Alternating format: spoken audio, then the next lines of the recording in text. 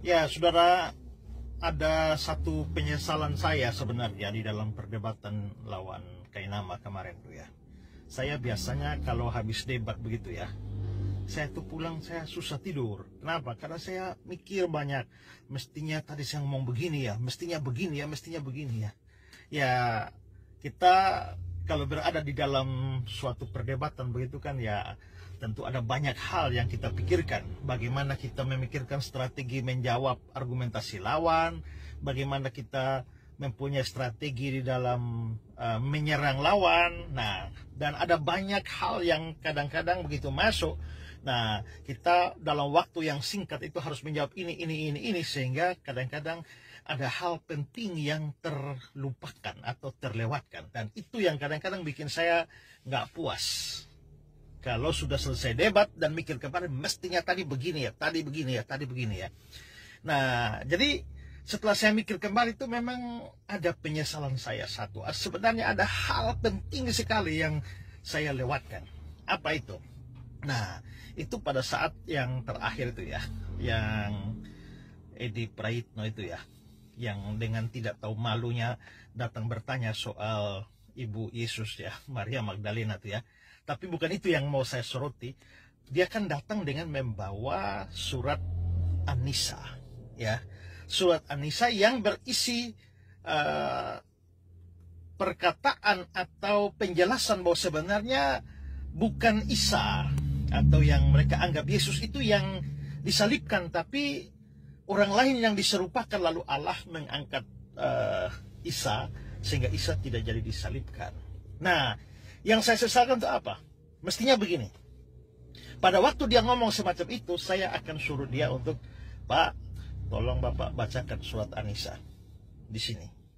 Nah, lalu dia akan bacakan kan.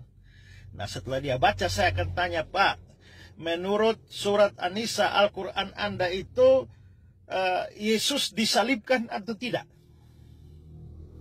Nah, dia baru habis baca. Pasti dia akan bilang, ya, Yesus tidak disalibkan, tapi diserupakan.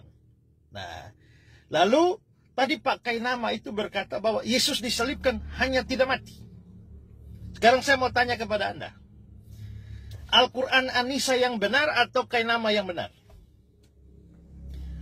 Kalau An-Nisa benar, maka semua omongan yang Kainama bahas dari awal bahwa Yesus tidak mati, semua omong kosong. Dan kalian semua di sini sedang yang mendengar satu penipuan dari Kainama yang melawan Al-Quranmu sendiri. Tapi kalau kalian setuju dengan Kainama, maka kalian harus terima bahwa Al-Quranmu salah. Pilih mana? Nah, mestinya saya sodok begitu di leher dia, tapi saya sesalkan itu terlewatkan ya. Ya. Karena kalau tidak, itu skakmat yang tidak bisa bikin mereka bergerak. Ya, itu kiri kanan hancur. Ya, mau pilih Kainama benar, Al-Quran salah, ya itu menghantam mereka sendiri. Ya, dan menghantam seluruh Islam. Dan itu tidak mungkin mereka pilih. Tapi kalau mau memilih Al-Quran, maka mereka harus setuju bahwa Kainama omong tadi salah dan itu menyalahi ajaran Al-Quran sendiri. Ya. Dan itu sama seperti menyodorkan buah simalakama ke mulutnya mereka itu ya. Nah, tapi sayang sekali saya lewatkan bagian itu. Nah, itu salah satu yang saya sesalkan. Ada beberapa lagi ya, tapi ya itu yang paling saya sesalkan itu adalah ini. Ya, nah itu mungkin walaupun sudah selesai dan tidak debatnya sudah selesai dan saya tidak jadi menyampaikan itu, tapi ini harus jadi bahan pikiran kalian orang Islam dan Kainama dan anak buahnya tolol-tolol semua itu, termasuk Edi Praitno tuh. Kamu mikirlah Edi, ya. Kalau omonganmu benar, maka si Kainama pasti salah. Kalau Kainama yang benar, dengan ocehannya Al-Quranmu salah. Kau pilih Kainama atau pilih Al-Quran? Di sini ku perhadapkan kepada buah simalakama kawan. Ya. Nah, lalu ada hal lain yang saya juga abaikan dari pertanyaan itu adalah, kenapa ya Pak? Kok kalian ini selalu berusaha mencari pembenaran kitab kalian dan nabi kalian itu dari Alkitab kami? Ya. Apa nggak percaya diri ya bahwa Al-Quran kalian sendiri tanpa yang lain-lain itu cukup layak dipercaya? Nabi kalian tuh Nggak ada di Alkitab kami mulai dari Kejadian sampai Wahyu. Tapi kalian berusaha cari ayat sedemikian rupa supaya nabi kalian tuh bisa masuk itu loh. Ya. Sampai Kidung Agung 5 ayat 16 ada kata Mahmadim di sana, lalu ditarik-tarik Mahmadim menjadi Mahmad, menjadi Ahmad, dan itu ada nama dari Muhammad. Makanya saya tanggapan begitu, saya bilang, ya sekian lama nganggap bahwa kitab Kidung Agung itu kitab porno. Nah, sekarang tidak malukah mencari nabi kalian di dalam kitab porno itu? Nah, itu kan tidak pakai otak itu. Lagi pula hanya karena ada kata Mahmadim dengan Mahmad Ahmad, karena bunyinya sama langsung berkata, oh pasti itu Muhammad. Hanya karena bunyi sama itu tak berarti ada hubungan, kawan. Itu makanya Pak Bambang Nursena bilang, ikut gaya pikir model begitu maka kita harus berkesimpulan bahwa ada hubungan antara Naruto dan Naruto. Ya, karena namanya sama, satu Naruto, satu Naruto. Apalagi tempat lahirnya juga mirip, karena Naruto lahir di Tokyo, sementara Naruto lahir di Mojokerto. Nah, Tokyo, Mojokerto kan mirip.